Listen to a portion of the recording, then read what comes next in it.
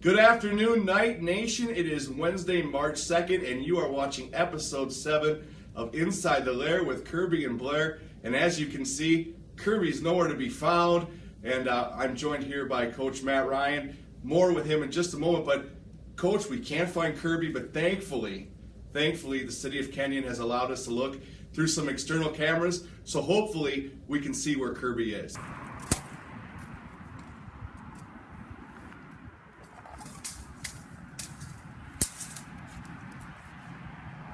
All right, well, it's good to know where Kirby is. Hopefully he will join us, Coach, and we can definitely start talking. Hey, Kirby, how you doing? Wow.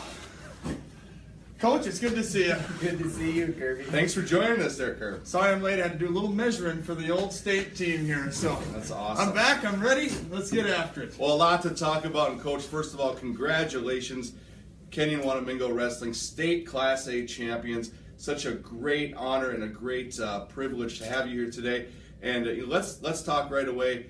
You guys get to that one day, 3 matches. You got to win them all to win the state title. What were your thoughts going into that Caledonia match? Well, we had prepared for the 3 matches in one day situation at the state tournament all year. Our schedule went towards that. The Clash was a 2-day tournament with 3 duels both days against 3 really tough teams. We went to Bemidji, did the same thing, even down to the details of can we perform well against 3 good teams after staying in a hotel the night before, which we'd have to do at the state tournament. So I felt like we were as prepared as we could be and as focused as we could be. Fortunately, we were healthy and ready to go heading into the state tournament, and just needed to do the things we've been doing all year. And actually I was hoping we'd take another step up. We ran into 3 good teams, which you would expect at the state tournament, but got off to a great start against Caledonia, and then got into the tough part of their lineup and found a way to win our quarterfinals match and advance to the semis. You won that match 39-26. Any highlights that really come to mind as you think about that match? Well, I think just all the bonus points down low, which we knew was going to be key, and the whole bonus points concept turned out to be a big part of the story at the end of the day on Thursday. But Caledonia was a solid team. They ended up 5th in the state, went 2-1 with us being their only loss. So yeah, I was just pleased. You know, at that point, we just needed to find a way to win duels, whether it was by 1 point or 40 or 50 points. You know, when we had a lot of lopsided wins over the course of the year, but at the state tournament it was about getting W's. Yeah, and like you said at the welcome back, you said people maybe overlooked Caledonia, you know, because they're a quality team, and Windjam came back from that injury, so. Quality team, didn't maybe have their full strength lineup most of the year, but put it all together at the end and maybe came in a little underrated. But yeah, very solid team. So then you moved on and you took on the number 4 seed Piers. Sorry about the graphic there, that covers us up a little bit, but we wanted to give you a little heads up on the Pioneers. You ended up winning that 34-21. And you know, the moment I remember about that was the big pin by Redsicle and the emotions afterwards. Big point of that match. Can you give us a little more insight on that? Yeah, I would totally agree. Piers was a great team, a lot of quality individuals, and we had to wrestle well in that duel. Won a few close matches, a few matches that on paper I thought were toss-up matches. But Luke's pin at 182 not only kind of sealed the deal in that match for us, but also, as I said on Sunday, was kind of the first time we saw that real raw emotion and excitement out of this team all year, or especially here at the end of the season. You know, and it was at the 182-pound match in the state semifinals, so we're finally getting close to where we wanted to be all year, and we started to see some excitement out of these guys. And I was eating breakfast after the Caledonia match and talking to some Piers people at the diner. They said that they're kind of here often, and I think we're trying to get to that point where we're there all the time.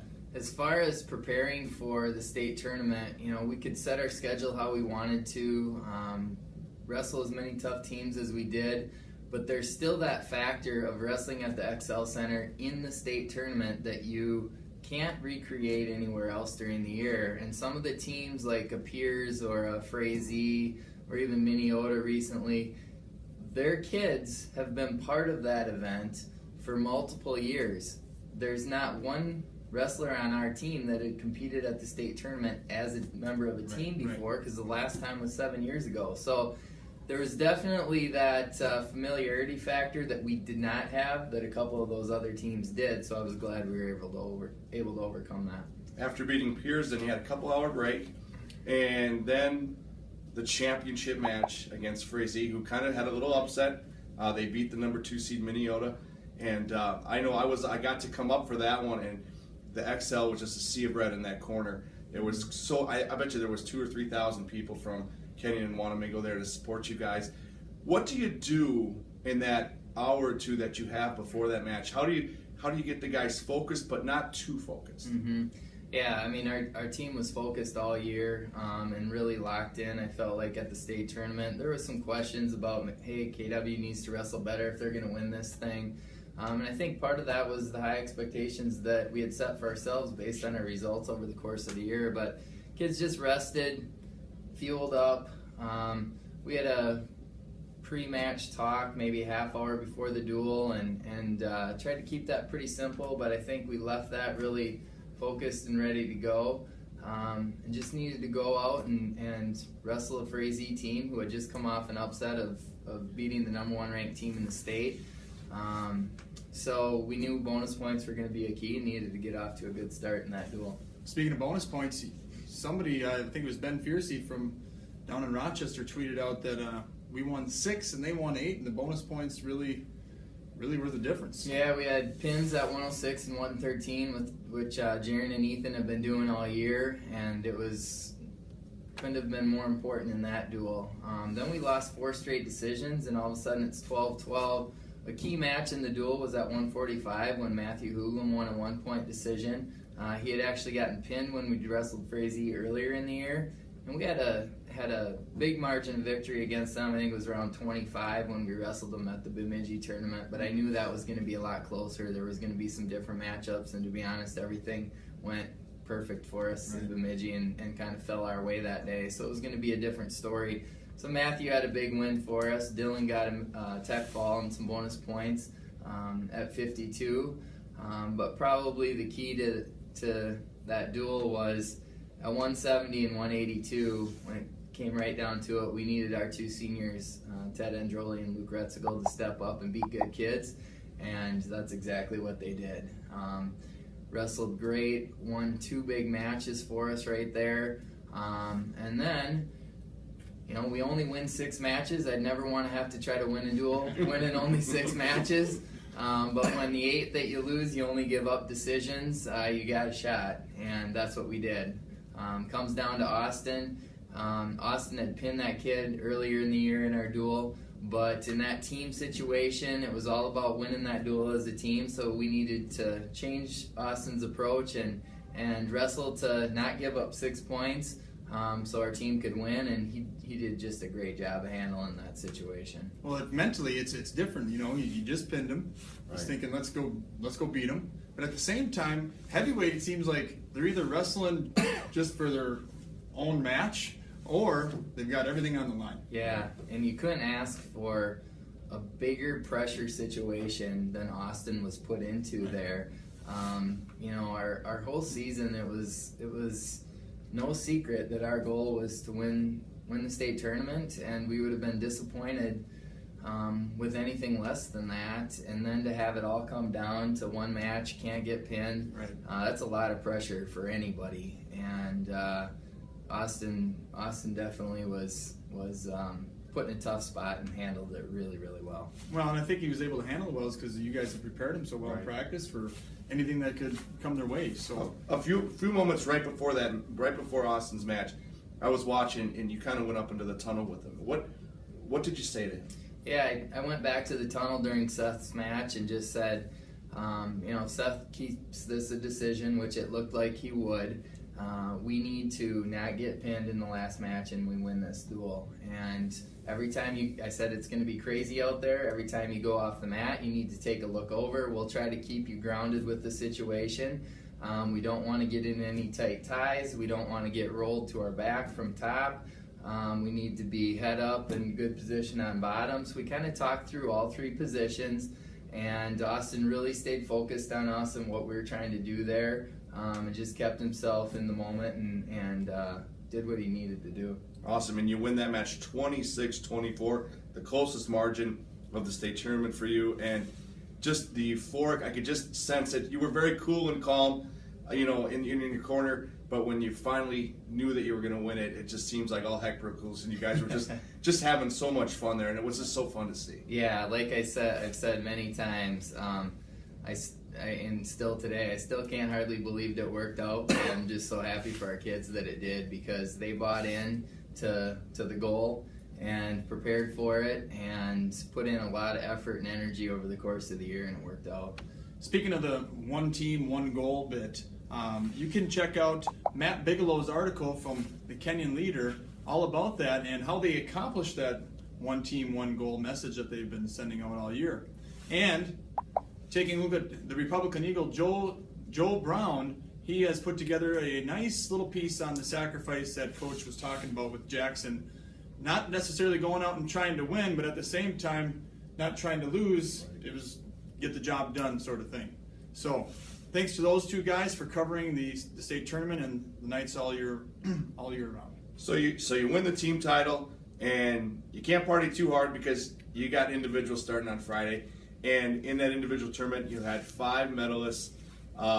Tell us a little bit about that experience, going from that team victory to then reorganizing, refocusing, and getting those 11 wrestlers ready for the individual meet. Mm-hmm. Yeah, it definitely takes something out of kids who are part of the team event, and especially teams that get to the finals and are wrestling at 7 o'clock at night, and then all the emotion that goes with it. I've said there's only so much physical energy and emotional energy that you have in the tank, and we needed to empty both of those tanks on Thursday to get the job done. So then to reset and come back and be refocused and re-energized and ready to go the next day can be a difficult task. And I was really proud of the way our kids responded. We probably had a few kids that didn't place as high as they would have maybe liked or thought they should have, or were maybe even capable of.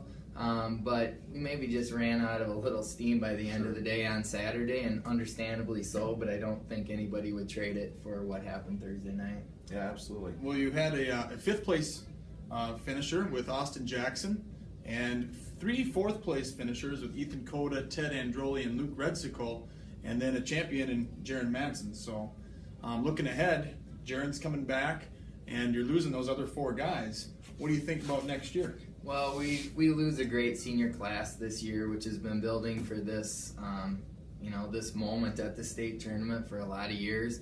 But I like what we have coming back. We've got some solid kids that had big contributions this year to our team, and we've got some other kids that I truly believe would have been 20 match winners on varsity if they could have cracked the lineup. They were just wrestling behind some really solid kids. So we're gonna have a nice team again next year. So we'll, enjoy this and go to camp this summer and figure out where we're at and set some new goals for next year. Right. Just a great run by you guys, and not only was it great for you guys, but it was great for both communities, Kenyon and Wanamingo. And as someone that's new to the school, I just got to say thank you so much for bringing that joy.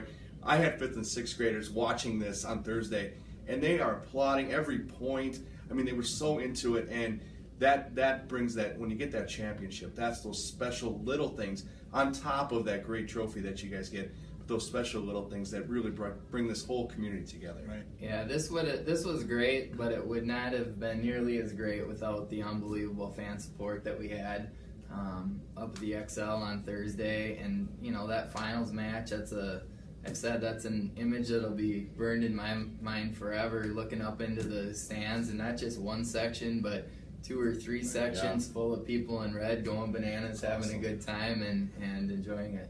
Awesome. Well, go ahead, Kirby. I'm sorry. Not only thank you, but congratulations on not only the state trophy, but Coach of the Year in Class A too. So congratulations for that. Thank you. We want Coach. A lot of good things going on at the school. Wrestling team, top of the list right now. But let's touch on a few things here, guys. Girls basketball. Losing in the first round, upset by number 12 Cannon Falls, and they come up short, losing by 6 points on a night where both Caledonia